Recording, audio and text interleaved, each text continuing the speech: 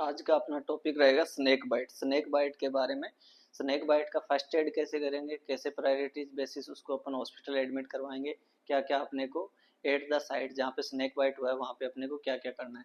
तो सबसे पहले विक्टिम या किसी पेशेंट को अगर स्नेक बाइट होता है तो उस पर अपने को ध्यान रखने वाली ये बात है कि सबसे पहले सीन को क्या करें, सेफ करें। वहाँ साइट है उसको अपन सेफ्टी पे लाएं, मतलब पेशेंट को अपन स्नेक से दूर लें। सबसे पहली प्रायोरिटी क्या होगी कि जो सांप है और उससे पेशेंट को, विक्टिम को अपन दूर सेफ जगह पे लेके जाएं। ठीक है, सेफ जगह पे ले गए।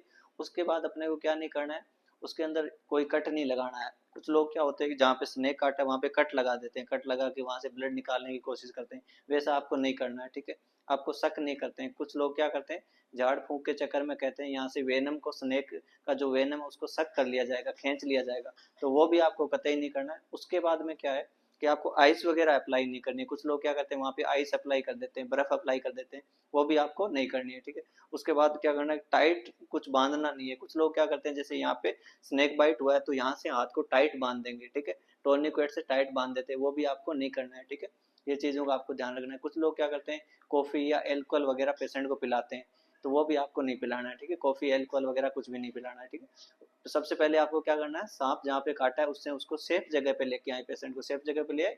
उसके बाद में आपको क्या करना है, अगर पेशेंट ने, विक्टिम ने क्या कर रखा है कि जो क्लॉथ है वो टाइट क्लॉथ पहन रखे हैं, टाइट क्लॉथ पहन रखे तो उसको लूज करें या उनको रिमूव कर दें। क्लॉथ को रिमूव कर सकते हैं या लूज क्लॉथ कर सकते हैं। ठीक है, उसके बाद में आपको क्या करना है, जो आपका स्नेक बाइट का जो साइट है, जैसे हाथ पे स्नेक ने बाइट किया है तो जो ये हाथ है उसको अपन हार्ट लेवल से बिलो रखेंगे, हार्ट लेवल से बिलो रखेंगे। ठीक है, ये करना। उसके बाद में आपको क्या करना है, इमरजेंसी बेसिस पे आपको कॉल करना है, एम्बुलेंस को कॉल करना है, या आप अगर खुद हॉस्पिटल जा सकते हैं तो आपको हॉस्पिटल पहुंचना है। हॉस्पिटल पहुंचने के बाद में वहाँ पे क्या होता है, एवीएस इंजेक्शन होता है जो केवल गवर्नमेंट हॉस्पिटल में ही ज़्यादातर अवेलेबल रहेगा आपको। और गवर्नमेंट हॉस्पिटल्स में आपको जैसे पीएचसी है, सब सेंट आपका सीएचसी है, आपका डिस्ट्रिक्ट हॉस्पिटल, आपके मेडिकल कॉलेज है, वहाँ पे आपको ये फ्री में अवेलेबल हो जाता है। ठीक है, इसका नाम होता है एवीएस, एंटी वेनम स्नेक। ठीक है, तो एवीएस नाम से ये इंजेक्शन आता है। इसको आप वहाँ पे जाके अकॉर्डिंग टू डॉक्टर, डॉक्टर इसको अपनी डोज बना के इसको इंजेक्ट करवाएगा। जिससे क्या होता है, जो वीनम, रियली जो वीनम रहता है, स्नेक का वीनम आपकी बॉडी में स्नेक ने इंजेक्ट किया है उसको ये क्या करता है, न्यूट्रलाइज कर देता है, न्यूट्रलाइज कर देता है, जिससे जो अफेक्ट आने चाहिए वीनम के वो अफेक्ट नहीं आते। तो ये अपना एवीएस इंजेक्शन होता है।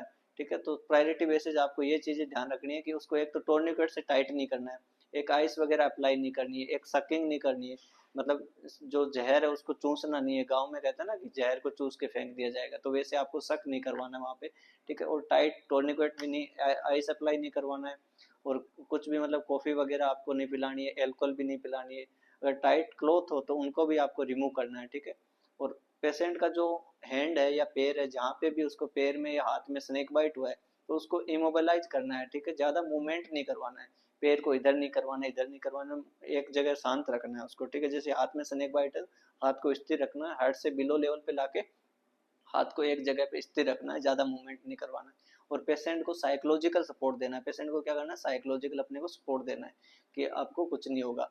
फिर आप हॉस्पिटल आते हो तो उसमें डिवाइडेड किया जाता है कि स्नेक कौन सा था। तो जहाँ तक अगर पॉसिबल होता है तो स्नेक की या तो फोटो ले लिया जाए या स्नेक को साथ में आप ले सकते हैं। तो स्नेक को क्या करेंगे, डॉक्टर उसको देख के उसकी जो स्पेसीज है, स्नेक की जो कैटेगरी है, कौन सी कैटेगरी का सांप है वो देखा जाएगा, उसमें न्यूरोटॉक्सिक है या हीमोटॉक्सिक है, उसके अकॉर्डिंग उसके आगे की ट्रीटमेंट चलेगा। तो इजी हो जाता है ट्रीटमेंट के लिए कि स्नेक अगर आइडेंटिफाई हो जाता है कि सांप कौन सा था, हीमोटॉक्सिक था या न्यूरोटॉक्सिक था, तो उसमें ट्रीटमेंट क्या देना है वो थोड़ा इजी हो जाता है डॉक्टर के लिए। तो इसलिए आपको अगर स्नेक बाइट होता है तो जहाँ तक पॉसिबल हो तो स्नेक को ही आप रेस्क्यू करके साथ लेके आ सकते हो। अगर वैसा नहीं है तो कम से कम उसकी फोटो आपके पास हो तो अपन आइडेंटिफाई कर सकते हैं। या फिर आप स्नेक वहाँ पे देखा है तो उसका आप नाम नोट कर ले कि कौन सा स्नेक, जैसे रसल वाइपर है, कॉमन क्रेट है, कौन सा स्नेक है, तो उसका आप नाम बताओगे डॉक्टर, तो डॉक्टर आइडेंटिफाई कर देगा कि स्नेक कौन सा टाइप का है, न्यूरोटॉक्सिक है या हीमोटॉक्सिक है।